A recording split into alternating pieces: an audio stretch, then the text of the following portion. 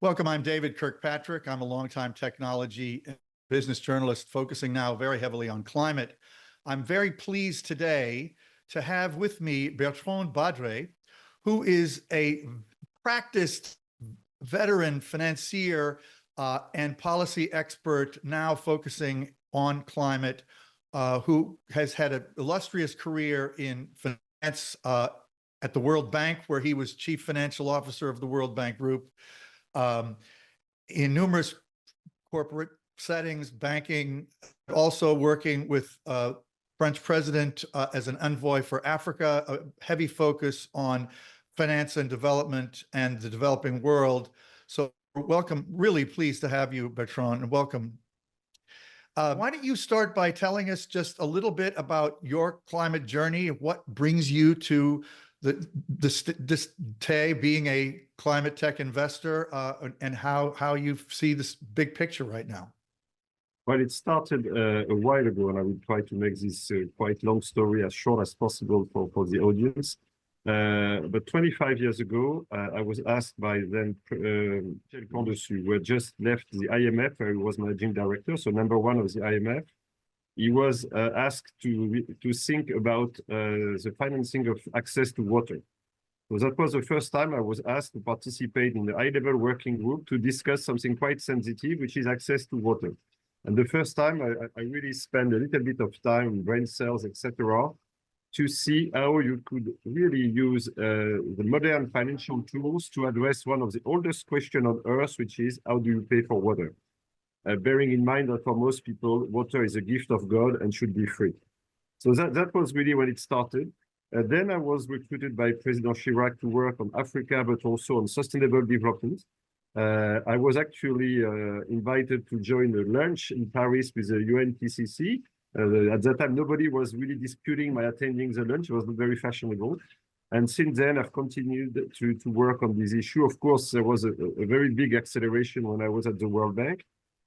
And in particular, in the road to 2015, the adoption of the Sustainable Development Goals and then the Paris Accord on climate, I was heavily involved on the financial equation of these agreements, which unfortunately still now look at the weak link of the agreement that we reached that year.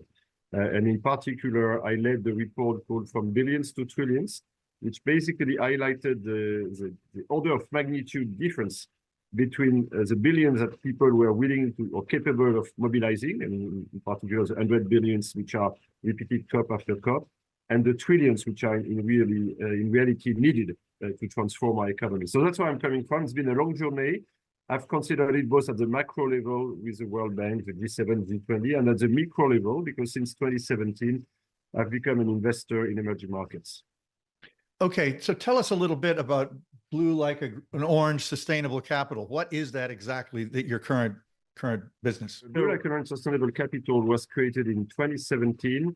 It was during the lessons of the agreements that we had signed, all governments had signed these agreements, the Sustainable Development Goals, the Paris Accord on climate, and also probably less well known, the agreement signed in Addis in July 2015 on the new partnership for development. So all these agreements were universal in nature, but we missed two things. First, we never really discussed who is going to foot the bill, and incidentally, how much was the bill. And second, there were immediately a strong focus on developed economy and less so on emerging markets. So Blue Like an Orange really took its roots from there. I really wanted to mobilize money to invest in emerging markets, in developing economies. My conviction there was the climate battle, but the nature battle, the gender battle, all these important sustainability battles will not be won or lost in Washington, in Brussels, or in Paris, or wherever.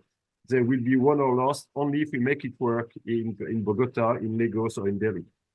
So we need to channel more money there, and we need to do this in a very good partnership spirit. So that's where it's coming from. So I wanted to use the traditional financial tools, i.e. an investment fund. I wanted to really focus on making sure there was no trade-off between financial returns and impact returns. And that's really the DNA of what we've been doing. And that's what we've been doing for 7 years now. Okay, real quick, why did you call it blue like an orange? Well, it's taking actually from my reflection on water. I wrote a book with Michel Camdessus on water 25 years ago, and at the beginning of the book, I quoted a French poet, Éluard, very famous one, who wrote a poem which starts as "Earth is blue like an orange," and I say Earth should have been called ocean because it's blue like an orange. So it was a way to discuss water. But I like the idea that Earth is compared to an orange, which is one of the richest fruit, but also one of the most fragile. And that's where it's coming from. And the second reason is that, as one of my investors told me, this name is very weird. So first, it will stick in people's mind. And second, you will always be asked the question. So thanks, David, for asking the question. It's unavoidable, but an interesting answer. Paul Éluard's a very eminent historical reference. Okay, your mention of the SDGs is powerful and meaningful to me. I normally wear a jacket, as Robin Raskin knows, and I always have the SDG pin on my jackets. I have about 10 of them, and they're on every jacket permanently. But the fact is, as you implied, they are not being met anywhere near the pace they needed to be for 2030 or for the world's sake in general. With your focus on finance around climate and the SDGs, and with COP29 approaching in Azerbaijan, which will make finance the central issue, especially the question of getting finance for developing countries to allow them to make a sustainable transition. I want to focus on that, and particularly maybe elements of your investing that have given you insight into what's possible there. But also maybe just reflect a little more right now about the scale of that problem. And to lengthen my question slightly, my own view is the world's climate crisis is undermined or exacerbated by a demand crisis, which is almost entirely driven by very desirable economic growth in developing countries, where in many cases they don't really have a choice but to use fossil resources at the moment for financial and other reasons. So I'd love you to just talk about your big picture view of how where we stand in that financial crisis of getting tools to the developing world for a climate transition. I think we are at a critical moment in many respects. One of the mistakes we did collectively, collectively in 2015, is that we sold the process as a transition. And a transition is pretty innocuous. I mean, you're not scared of a transition, and it was just about reducing your CO2 emission by 1 or 2% per annum for 30 years, or reallocating your savings by 1 or 2% every year for 30 years, etc. And I often make the comparison with a diet. It's just about losing 100 grams per day for a number of days. And so we sold this transition, and we realized that it's not working. As you rightly said, we are off track for almost all SDGs, and we're certainly off track on climate. And we realize now that if we are serious about this process, it's not a transition, it's a transformation. And it's a transformation of different things: our production, our consumption, our financing, and our north-south relationship, to focus on your last point. And I think this is precisely where we are today. We realize that we are off track. We realize that to be back on track, we need to make a very strong effort vis-à-vis the emerging and developing economies. In fairness, I believe the train has started in the developed economy. I think it's not going fast enough, it's not big enough, but now it's gone. I mean, we're moving forward. The real issue means to onboard the rest of the world. And that was the message I passed in the Billions to Trillions report 10 years ago. We have an order of magnitude issue. The global GDP is $100 trillion, a little bit more now. Half of it in emerging market, half of it in developed economy. And what are we talking about? We're talking about 100 billions every year. We're talking about 200 or 300 billions committed by the World Bank, the EIB, the IMF, etc. This is the current status, you're saying, yeah. Right. Yeah, so not we enough. have an order of magnitude issue. Every analysis suggests that we need 3, 4, 5, 6 trillions per annum. And every calculation means we are mobilizing hundreds of billions. So of course, hundreds of billions is already a lot of money, but it's 1/10 of what is required. And that's exactly the point we are facing today. and precisely at a moment where global solidarity is moving backward. I mean, we all know that. Just open the newspapers. I mean, global governance is not working very well. And so we are not capable of mobilizing these trillions. And that's the first part of the equation. The second part of the equation is that even if we are capable of mobilizing these trillions, I'm not sure we could invest them. And that's why I feel guilty to a certain extent to have, among others, socialized the world trillions. Because now many people think that there are trillions which are floating around waiting to find a good investment opportunity. It's not true. These trillions are not floating around. You need to mobilize them. And even if I were capable of providing $1 trillion to the World Bank tomorrow, I'm not sure the World Bank would be able to deliver the equivalent in projects on the ground. I often say we should write another report after billions to trillions, called from trillions to millions. And how do we really transform the way we operate in all these countries? And that's the challenge we're facing today. It's a massive challenge. It's a massive, I mean, there is this question of scale and magnitude, but also these questions of being capable of doing things differently. And that's really the question that is addressed to all of us today. And if we're incapable of addressing this, forget about reaching any of the objectives we agreed to 10 years ago. Well, it doesn't sound like you're very optimistic that COP29 is going to make a big dent in this problem. Well, it's not a question of being optimistic or pessimistic. The reality is that I don't want us to fool ourselves. And that's what I always feel when I go to events like the Climate Week in New York 10 days ago. On the one hand, you're with people which, like you, are very active in the field, and so you feel energized and you feel that a lot of things are happening. And then you move out of the bubble and you realize that a number of people have switched to another topic. I was asked to one of the audience that I addressed there, 1,000 people coming, I mean, advisory firm coming from different countries. I explained everything we discussed today. And at the end, the journalist told me, Mr. Badre, this is great. This is so inspiring. But let's face it, it's no longer the fashion. Now you have to talk about AI. And I said, but it's not a fashion. I mean, the 2024 is going to be the hottest year ever. You never had that many refugees in the world. Gender equality is still a big issue in a number of countries and so on and so forth. So you can turn a blind eye or change your position to kind of forget about these issues. But my conviction is that if we don't focus on them, they will come with a revenge. And you cannot hide yourself by saying, oh, it's great, AI will solve the problem for us. Maybe, maybe not. But at the end of the day, I think we should not consider this as a fashion. I think it's really, again, the challenge of our time. And now we are under pressure because it's true that for 10 years, we had cheap money. We had, very little constraints. Now inflation is back. Now interest rates have risen. There is more pressure from a fiscal perspective. And so there is less money available. And this transition, which is actually a transformation, is costing. And it's costing a lot also in terms of solidarity. So we are facing headwinds precisely at the moment where things are getting more tense. So I'm not pessimistic or optimistic. I'm an actor. I want to do my part, not alone. But I think we have to not fool ourselves by saying, yeah, a lot of things are happening. No, not enough. We have to really work on the operating system of our economy today. What about this question? I mean, you say there's a lot of opportunity and you're speaking of impact. Is it necessarily true or that in many of those instances, there also is profit for those who can mobilize the finance these projects, or are we still talking about philanthropy? I think it's extremely important to stop confusing things. What do I mean with that? You have a number of things that can be done at market rates.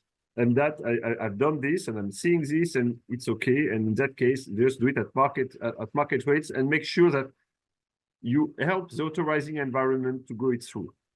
Don't put any regulatory hurdles, local constraints, permitting issues, blah, blah, blah, things that makes your projects take 3 years instead of 1. I think it's extremely important and a lot of things can be done.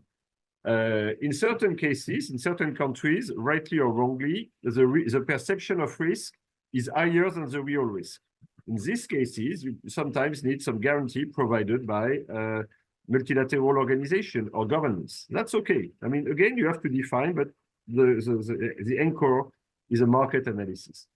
And at the other opposite of the spectrum, but you have 50 shades of finance between this, you can have philanthropy. But it's not one or the other.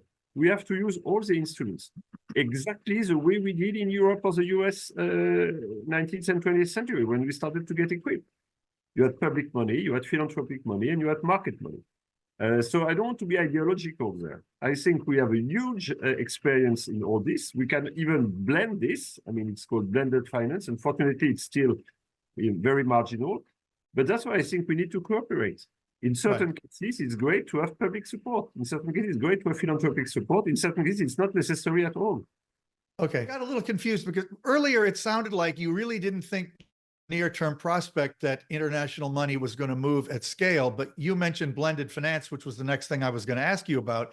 I mean, if investment in some of these more perceived to be risky geographies is underwritten in effect by concessionary capital, risk tolerant, layers that make it safer for big money to move, do you think there will be enough big money to move to get some of this stuff done at scale? In today's circumstances. No. And that's the issue. I mean, do you have any idea of the percentage of the European AUM or the American AUM that goes to emerging and developing economies? Yeah, it's very small. Yeah, Certainly in the US case, yeah. Yeah, but in both cases, it's not small, it's minuscule. It's below 3%. Yeah. So it's nothing. And so it's not going, this is assets under management that are going to developing world projects. So it's minuscule and it's diminishing for a number of reasons. One of them being that now you have interest rates which have risen. So if you are a French mutual insurance company or a US pension firm, you go straight and you buy treasury and you make 4% per annum, and it's good enough for what you want to give to your people. So why would you want to go to Latin America or Africa if you can get 4 or even 5% at home risk-free? Second, we have developed industrial policy. Again, people are commenting on the IRA, but of course, when you have a subsidy from the federal government in the US, you also attract private money. And this private money is more comfortable investing into Florida or Wisconsin or elsewhere than going to Colombia or Bolivia for obvious reasons. So it's money less available. And the third, which is also a real issue today, is that I think people are retreating. They have kind of reduced their horizon. When you say America first or France first or whatever first, it has consequences, including on the way you allocate your savings. Right. This is what exactly we are seeing today. Money is not moving.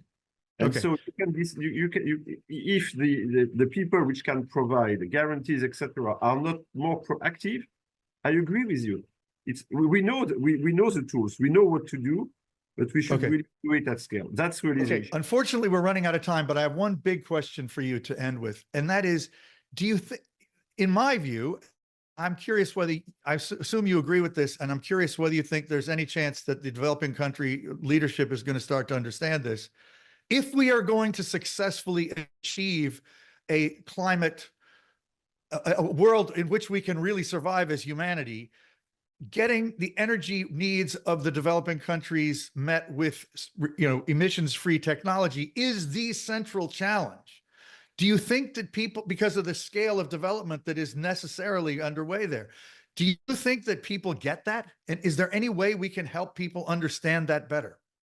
Well, you're raising exactly the right question, and I've repeatedly said this, in particular seen from Europe.